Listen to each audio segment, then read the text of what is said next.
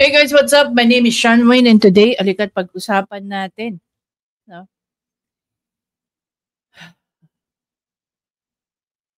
Grabe. Bakit puro pag-uusap lang ang ginagawa natin? Wala ba tayong magawa na aksyon para matigil na itong mga kahayupan na ginagawa ng di mo alam kung anong matatawag mo dito kay Tamba, kay Coca, at saka kay Bangag eh, no?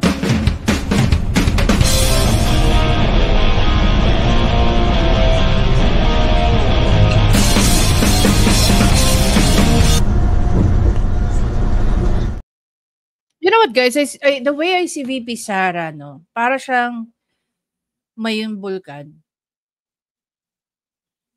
Sobrang tahimik niya for the longest time. Pero talagang prinoboke siya ng prinoboke ni Bongbong Marcos, ni Liza Marcos, at saka nito ni Tambaloslos.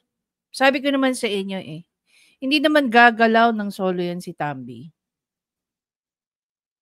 Meron at meron taga-sulsol, taga-utos.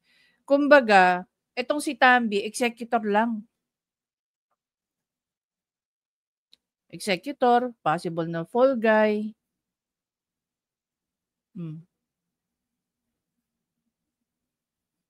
Pero ang nagka-craft ng lahat ng evil, walang iba kung hindi ang mag-asawang nasa Malacanang. 'Di ba? Puwede niyo bang sabihin na walang alam si Bongbong Marcos dito sa mga kahayupang ginagawa kay VP Sara? 'Di ba? Imagine niyo, naalala niyo yung sobre na di umano binibigay? So tama nga naman yung pagkakaintindi ni VP Sara during, deliberation ng kanyang budget. Ano sabi ni Stella? Stick to the plan. So if you're going to add up and connect the dots, nakikita na natin yung whole picture. Ipagdidiinan nila yung tungkol sa confidential fund. Pero never nilang diniscuss kung sino ba ang nag-approve ng confidential fund. Sino nag-release kay VP Sara ng confidential fund niya ng 2022? Si VP Sara lahat ang sumasalo ng kabalbalan ni Bongbong Marcos. So, noong 2022, ang ginagastos nila is yung budget ng 2022. Half or whatever na remain doon. 'Di ba? Ngayon pumasok ang 2023. Unfortunately, hindi same page, hindi same principle, hindi same ang pagkatao ni Sara Duterte, ni Bongbong Marcos, ni Liza Araneta Marcos at nito ni Tambi. If you've been watching the interviews of VP Sara, anong sinabi niya nung na-approve ang kanyang 2023 budget para sa DepEd? 'Di ba tinawagan siya, hindi nga niya pinangalanan kung sino yun eh, sana pinangalanan niya eh. Na gustong kumurot sa pondo ng DepEd. At dahil hindi pumayag si Inday Sara, nagdagdag ng 10 bilyon.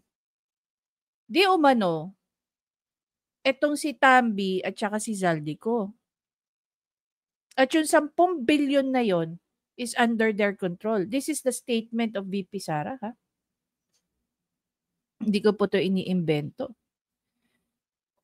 I believe she's the only person, no, na pwedeng magkwento nito. Dahil siya mismo ang involved. Siya mismo yung affected. 'Di ba? Now the question is, anong nangyari sa 10 billion?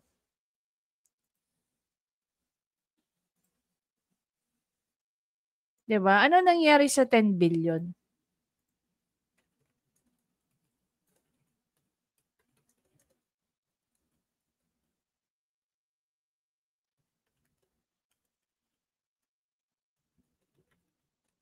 Hmm.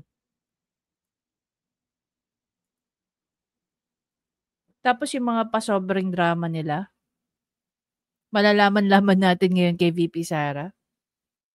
Yung pasobre pala yan, yung pasobre pala na yan, gawain ni Lisa Marcos. Pakinggan natin si VP Sara. Ina ninyong lahat. Martin Romualdez, Lisa Marcos, Bongbong Marcos. Anong ginawa ko? Binigay ko sa DepEd! Putak na mukha! Wala ka nga posisyon sa gobyerno, namimigay ka ng pera ng gobyerno eh. Putang ina ninyo. Sino ang korap? Yung mga congressman na yan na nag-hearing, anong sinasabi nila? Pagkatapos, pag na-off na ang mic, pag wala ng media, pasensya na kayo ha. Kailangan kasi namin ng pera.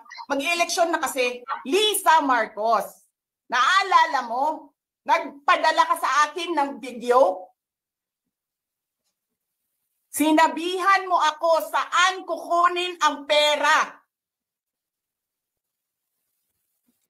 It's funny, no? Bakit si Lisa, si Kokak, ang magsasabi kay VP Sara kung saan kukuhanin ng pera? Ano ba talaga ang posisyon ni Lisa Marcos sa administrasyon ni Bongbong Marcos? Meron bang posisyon yan? Ha? Oh, may posisyon ba yan? Na kailangan niya, siya ang nakikipag-usap kay VP Sara patungkol sa mga ganitong bagay. Pinakita mo ang muka ng tao doon sa video message mo. Hi!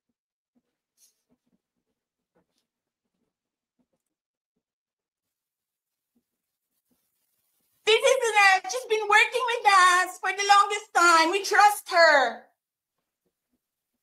You sent me written instructions about money. Millions a month. Now the question is, anong gagawin doon? Ano yung nakasulat na instructions? At anong gagawin doon sa millions na yun? Anong nakalagay doon sa envelope? DepEd! Anong ginawa ko? Binigay ko sa DepEd! Putak na mukha!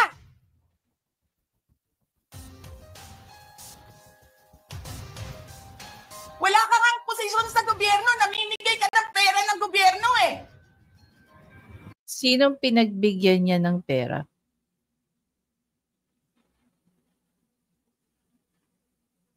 Naririnig ba to ng Sandigan Bayan? Na naririnig ba to ng ombudsman? Ano na?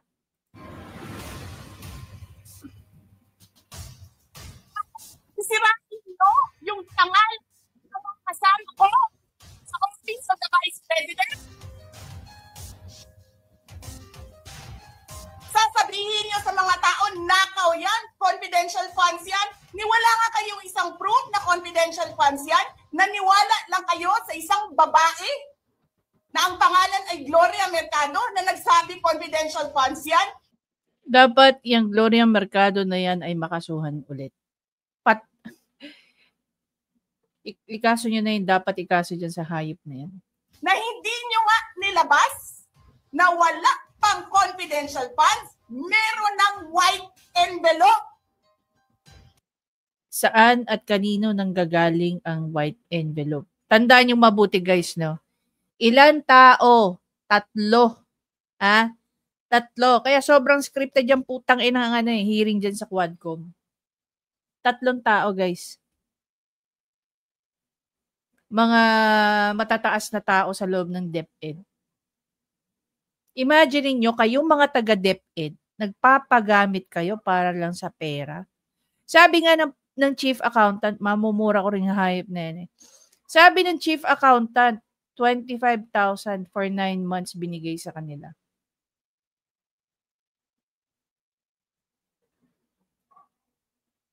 Imagine mo, tinanggap mo yung sobre na yun.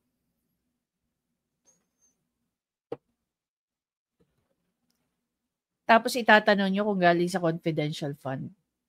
That's how stupid the chief accountant eh.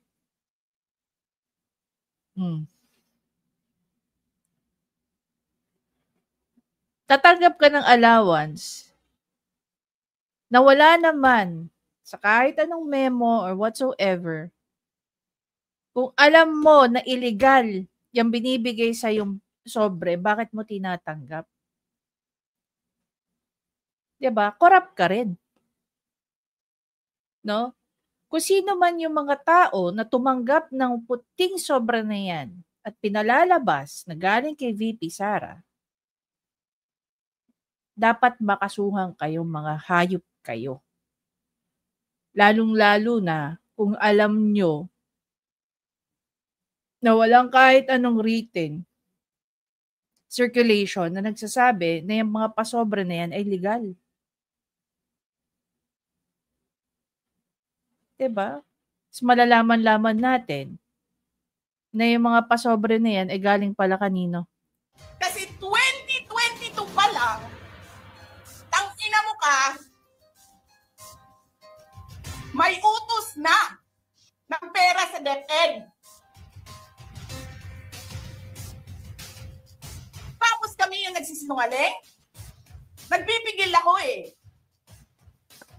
Kasi gusto ko lang magtrabaho. Gusto ko lang tapusin nyo na yung show ninyo dyan sa House of Representatives para makabalik na kami sa trabaho namin. Tapos ganyan ang gagawin ninyo sa amin? Dahil hindi kami sumusunod sa inyo? Dahil ayaw na namin tumulong sa inyo? Or sabihin na lang natin, ayaw nilang maging parte ng kademonyuhan itong tatlong to. Diba? Kahit pa paano nag-filter out pa tong si VP Sara eh. Obviously naman eh. Dahil hindi ka na nakikisayaw sa sayaw nila, for sure yan. Tsaka take note sino bang unang nagpakita ng kagaspangan ng ugali? Hindi ba si Lisa Marcos?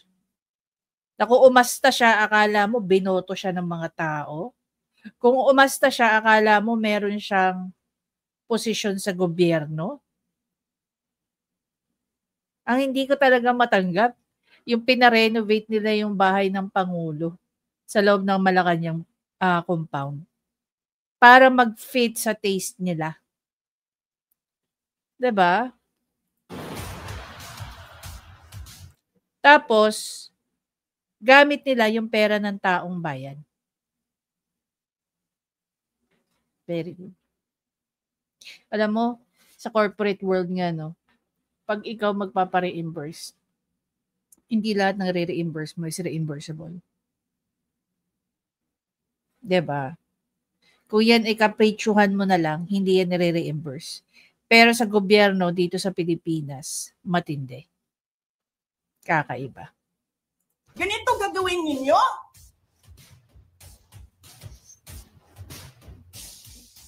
Presidente ka.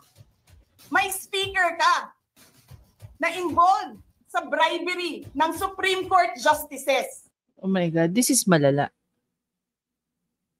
Sinong Supreme Court justices ang bribe nito? Sino kaya? May video, may kaso, may witnesses. Hindi mo tinanggal yung speaker mo. Pinabayaan mo siya abusuhin ang pera ng bayan. Bakit ano? Ano kayang kaso yon? No, ano kayang kaso yung sinasabi dito ni ano? Bribe justices, Supreme Court. Sino?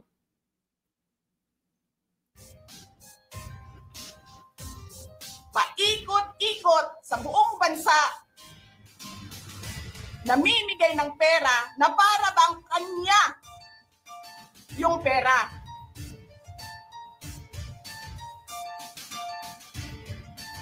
Eh di ba nga, lagi niyo sinasabi separation of powers? Anong trabaho ng legislative branch? Gumawa ng batas.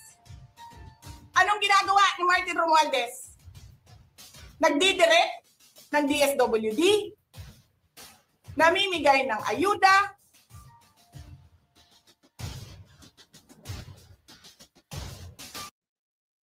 Hindi ba encroachment na yon? Dahil ang DSWD ay galing sa under ng executive. Di ba?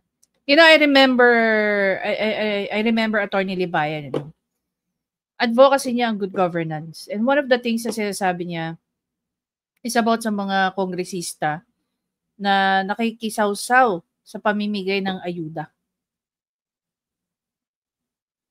And now we are hearing it again from VP Sara. Trabaho ba ng isang congressman ang mamigay ng ayuda?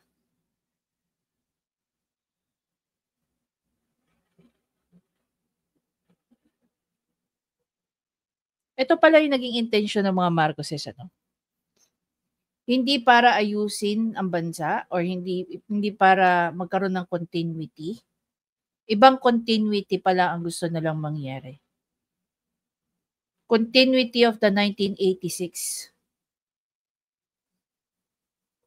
The Marcoses are known to be the greatest thief. Sa buong mundo, sinusuka sila. Mga magnanakaw, mga corrupt, and everything. At least alam natin consistent sila for being like that. Diba? Noon ba sa tingin nyo, ang mga tao hindi rin binubusalan ng pera ni Marcos? Ngayon hindi eh. Ang tao, binubusalan ng pera, nananahimik. Dati siguro may ganun eh. Pero dati, ang tao, yung mga panahon ni Marcos Sr., hindi mo mabibili ang tao. Ngayon, ang dignidad ng tao, prinsipyo ng tao, mas marami ang for sale sa hindi. Tingnan mo na lang yung mga kongresista. Diba? Hindi natin alam kung gaano karami sa kanila ang binenta ng kaluluwa sa demonyo. Kung meron man tayong alam at kilala, we know them by heart. We can name them on the top of our head. Nagsasabi kung anong bibigay, anong ibibigay, anong gagawin, sino ba ang presidente dito?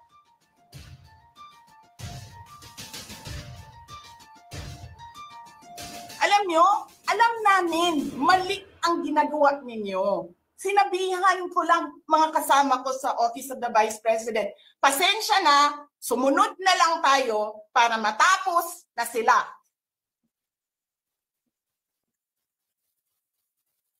Tapos ganito ang gagawin ninyo, alam namin, walang contemptuous doon sa ginawa ni Yusek Lopez. Wala. Lahat ng tanong, sinagot niya. Pumunta siya. Maayos siya kumausap. And then sasabihin ninyo sa amin, bakit kami susulat sa COA? Bakit hindi kami susulat sa COA? Hindi tapos ang appeal namin. Hindi tapos ang audit namin. Tapos puhaghag na ninyo tanan ang gisubmit namo sa COA? Hindi. Sobra kahayahay ninyo ng mga tao. Kaming lahat sa Office of the Vice President, Monday to Friday ang mga trabaho namin. Sa ibang opisina, Monday to Friday. Ito lang kasimple yan eh. If something happens to those people, no, if they do really exist in terms of those names, eh sila talaga yon. If something happened to those people, nasa kamay yan ng mga kongresista. Magkakaroon ng dugo sa kanilang mga kamay at habang buhay nilang bubuhatin yan sa sarili nila. Unfortunately, etong mga to, hindi naman tututubuan ng konsensya. Diba? I'm not saying na bawal yan. But, alam mo yon, that is something that civil service should think about. May mga opisina ng gobyerno, 4 na araw lang pumapasok. Yung iba, 5 araw pumapasok. Nandyan sa daan, sa init, sa ulan, nandun sa bundok, naglalakad, tumatawid Monday to Friday, mga government employees. And then we have a House of Representatives. Monday to Thursday lang ang trabaho.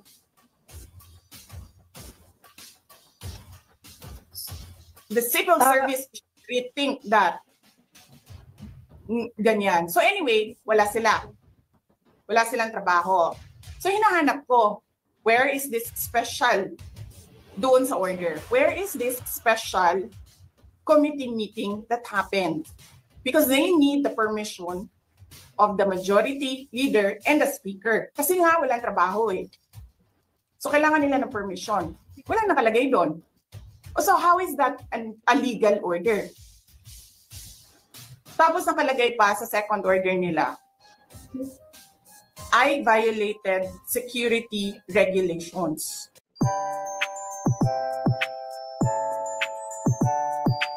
Before ako pumupunta dito, pinapa-clear ko yung oras ko. 11 to 1, 4 to 5. Anong security violations ang binayolate ko dito sa loob? They allow other visitors to come in here. Pero ako, sinabihan ako kanina, hindi ka pwede bumisita dyan sa loob. Doon kayo sa visitor center. Ililipat namin. And then I said no.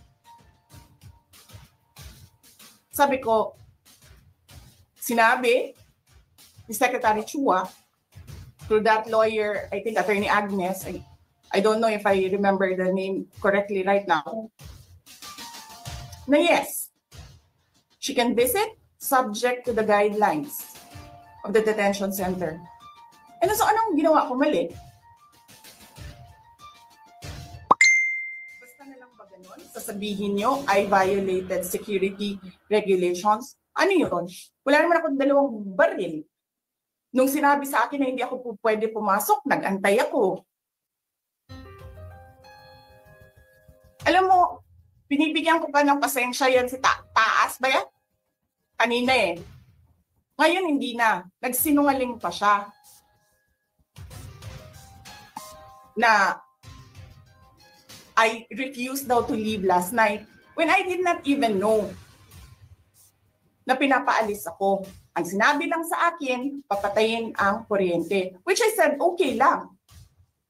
Kasi may flashlight naman ako. Hindi ko naman kailangan ng kuryente. Tapos kanina, sa media, pinapalabas nila na I locked myself doon sa kwarto. Of course, nag-lock ako kasi natutulog na ako.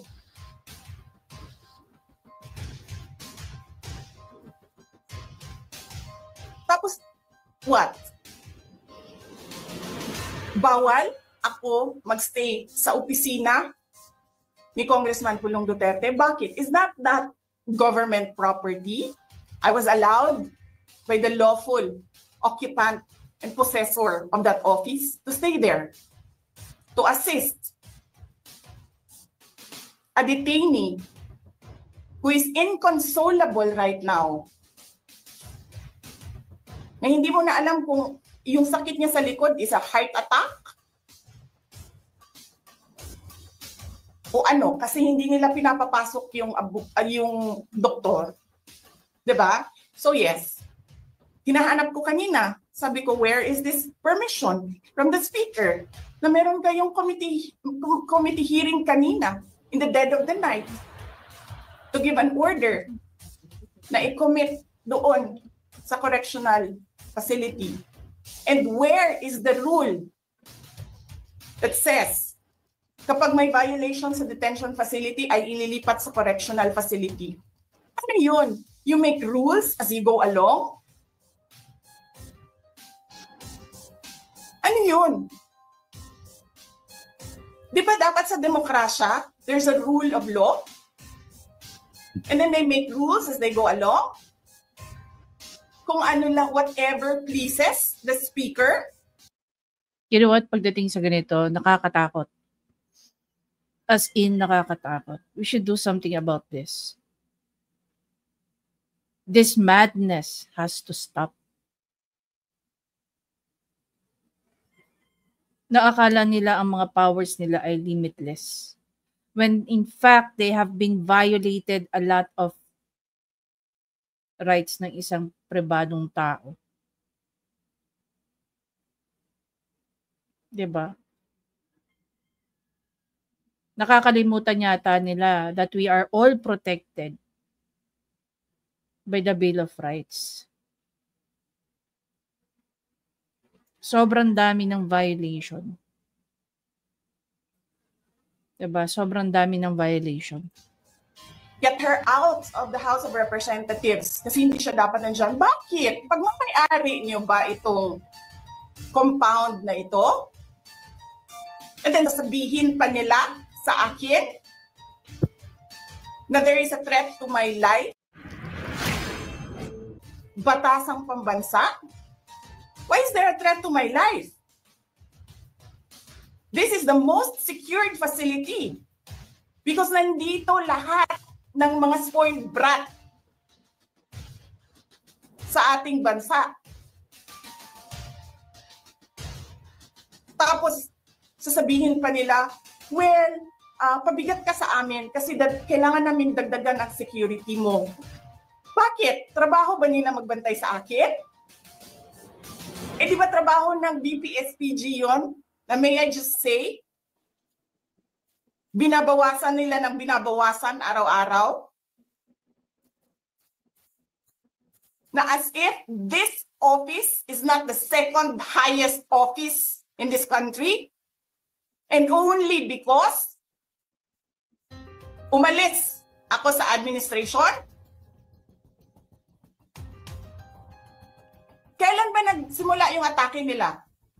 Alalahanin nyo. Take note naging issue na yung pakonting ni VP Sara. And it was clarified na yung mga kiniklaim nilang 400 something daw na ni VP Sara. Hindi naman yung lahat kasama niya araw-araw. May kita nyo naman kung gaano lang kakonti yung kanyang mga security. Diba? VP Sara is an easy target. Tandaan nyo, lumaban yan sa insurgency. Ang akala niya, NPA lang ang terorista. Hindi pala.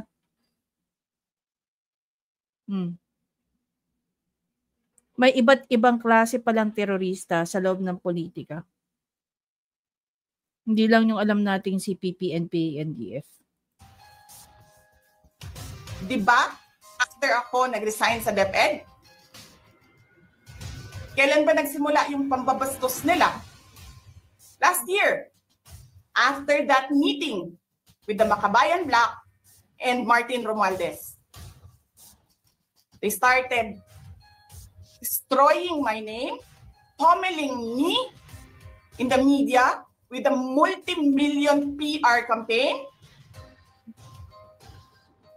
Pinastos pa nila ako ng mga pagsisinungaling nila na kesyo taksil, kesyo korap, abusado. Putang ina ninyo. Sino ang korap?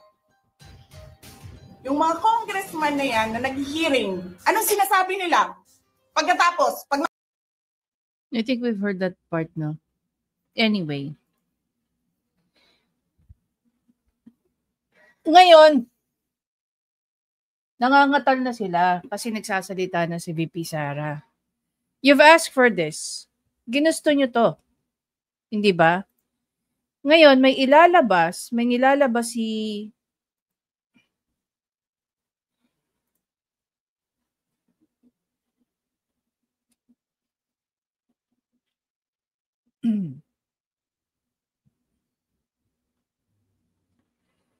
may nilabas na statement, no? Si ES Bersamin. Sabi niya rito, Acting the Vice President's clear and unequivocal statement that she had contracted an assassin to kill the President if marami na naman tangang magbabasa nito ng mali. If an alleged plot against her succeeds, the executive secretary has referred this active threat to the Presidential Security Command for immediate proper action. Any threat to life of the president must always be taken seriously, more so that this threat has been publicly revealed in clear and certain terms. Siyempre, hindi nyo na maipagmamalaki na ilan sa mga kaalyado ninyo may mga plano rin na patumbahin si VP Sara. O dahil ba Vice President lang siya? Kaya walang pagpapahalaga sa buhay niya? O dahil marami siyang nalalaman at kahit kailan pwede siyang sumabog? Which is nangyayari na ngayon. 'Di ba? Parang nakakatawa. You know, one of my biggest, sabihin na lang natin, disappointment when it comes to E.S. Bersamin. He should be the very first person to uphold the law. Alam mo kung bakit? Dati siyang Chief Justice eh. He should know better. 'Di ba? He should know better.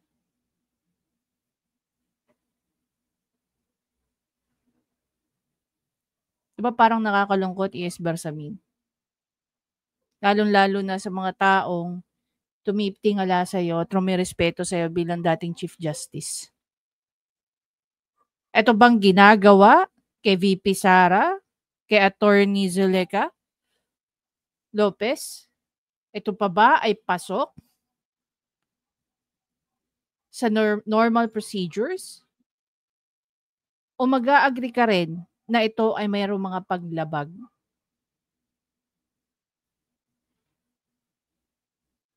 Diba? Kung sa'yo kaya gawin yung ginagawa sa kanila, baka nagngangawa ka rin at nagsisigaw ka ng hustisya. Mga kabaro mo to eh. Mga kasamahan mo sa legal profession. Diba? Mga kasamahan mo sa legal profession. Hinahayaan mong ginaganito ng administrasyon ni Bongbong Marcos. Hindi ka rin pala maaasahan ng mga kapatid mo sa legal profession. Kasi mas poprotektahan mo yung taong nagpapalamon sa'yo. When in truth, hindi mo rin naman sila kailangan. I'm very sure. You're a very stable person. Diba? In terms of financial aspect. Kanya tinahayaan mong ganito. Tapos ngayon, magngingit-ngit kayo kay VP Sara? 'Di ba? Bakit?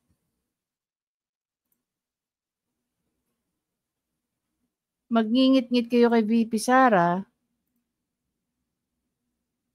dahil marami na siyang sinasabi sa publiko.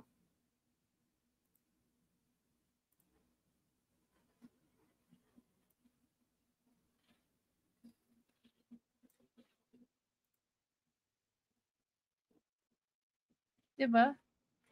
Yun naman talaga yan eh.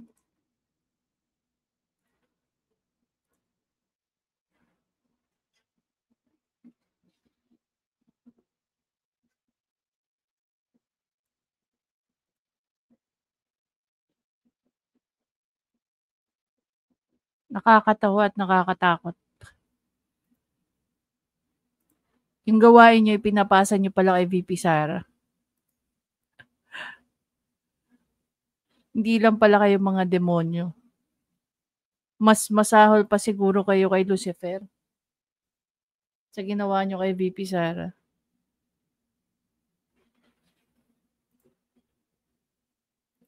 Tapos si Super Ate,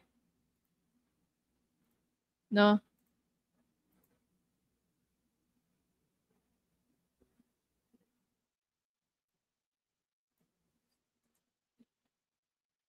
Walang silbi.